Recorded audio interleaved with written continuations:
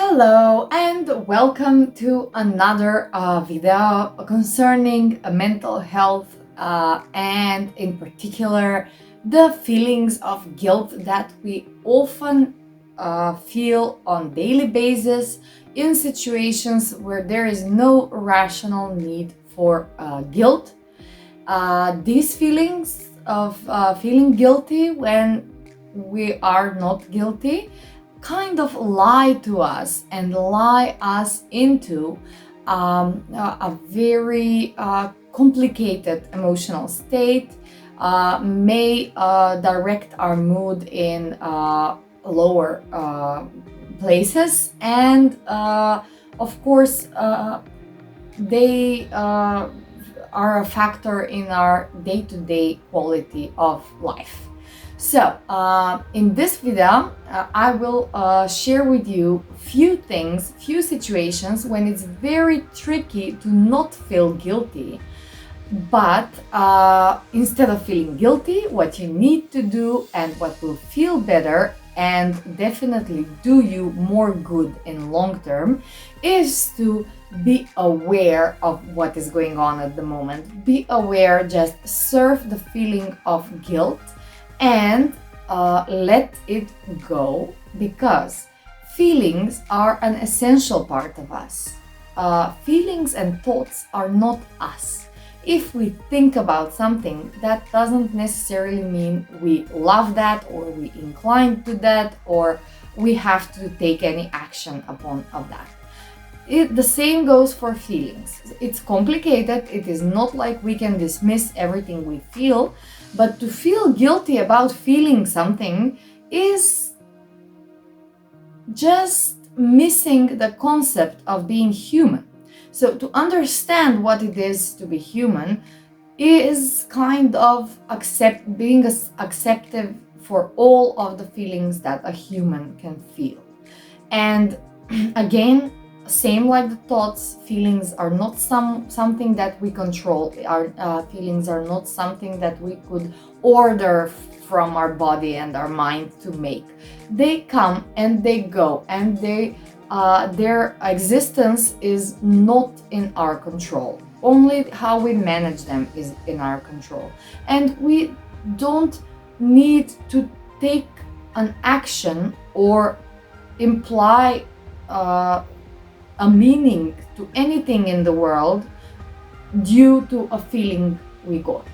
So, tell me, have you ever, or how often are you in the situations to feel guilty for needing some time alone?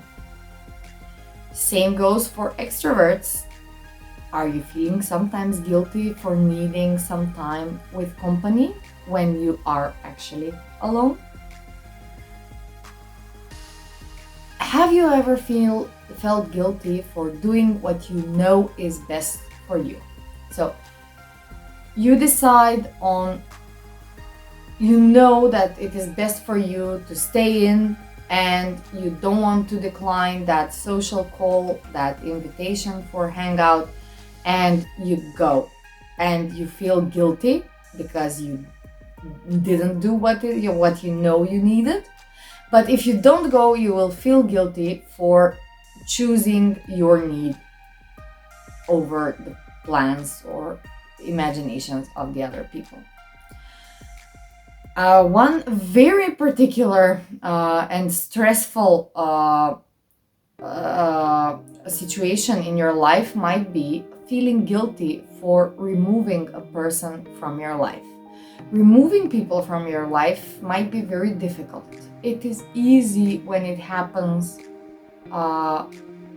spontaneously, but the other person may when you wait for other people to just forget you and move on from your life, the other person may not know what your intentions are. And the clearer you express your intentions, the harder it gets, the more complicated it gets in your relation. So, the feelings of guilt are just there. There is no way to avoid them when removing a person from your life. It is always good to cope with this by sticking to the facts. Why did you need that person removed from your life? How they were a bad influence, how they were a button pusher, or whatever did they do to, to have you in the situation to decide to remove them from your life. But anyway, do not try to rationalize emotions, because trying to explain them in a logical manner is not possible, because emotions do not have logic, do not necessarily have logic there. They are a parallel with logic, and many times you just don't have the logical backup for a certain situation. It's just the way we are. And knowing this, you are able to just accept the emotion and let go. So when you feel guilty, accept that you feel guilty. Accept that it is normal to feel guilty because this is a specific situation. And observe what happens with the emotion. Will it stay there? Will it get bigger? Will it force you to act upon it? To call the person, to say you're sorry? But you don't need to act. Just observe all the ways this emotion tries to impose itself over your behavior. And that's fine. If it passes on, then observe it till the end. Observe it till you no longer feel it there, or till you no longer need to deal with it. Another tricky guilt-inducing situation is when you are missing someone from your past. So this is like very tricky, because it can lie to you that the past was better, that the present situation is way worse, or make you nostalgic about the past, or make you make up things in your mind to cherish this past. So you need to be very, very clear with yourself whether you are that is the way to deal with that kind of emotion. Do not suffocate it with logic and brain power and thoughts about, logical reasoning. Yes, it might have been good, but this happened, but that. If you dwell on it, you will try to suppress it, and it might fight back. If you compress it completely, then it will stay there and linger there, oppressed, right? So what you want to do with that kind of emotion is not hop on the train of thoughts that it would lead you to. Just take a step back, leave the emotion where you feel it, and observe it. How do you feel? What kind of thoughts does that emotion induces? If you could choose without any consequences what to do, what would you do? Imagine, fantasize, go back to the past, linger on, whatever. And do that all from a position of stepping back within you and observation of these occurrences. It helps me to visualize, to imagine emotions like atmospheric changes. So what happens? It's a sunny day, and I lay down and I observe the sky, and it's very nice, and it's very sunny, and the grass is green, and everything smells nice. It's springtime. I hear the buzz of the bees and the song of the birds, and then clouds come upon, and yes, I may want to go and find a shelter.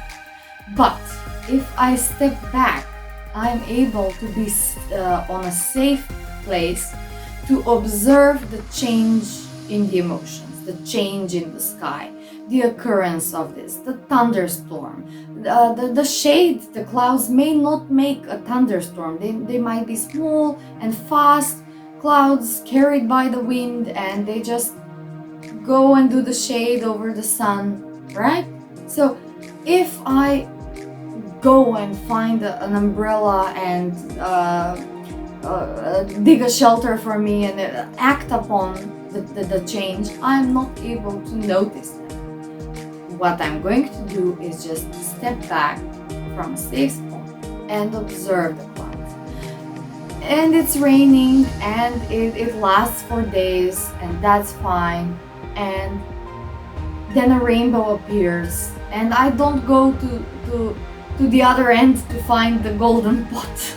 No, I don't act upon it. I just observe it, and that is the safe distance from which it is very safe to deal with your emotions.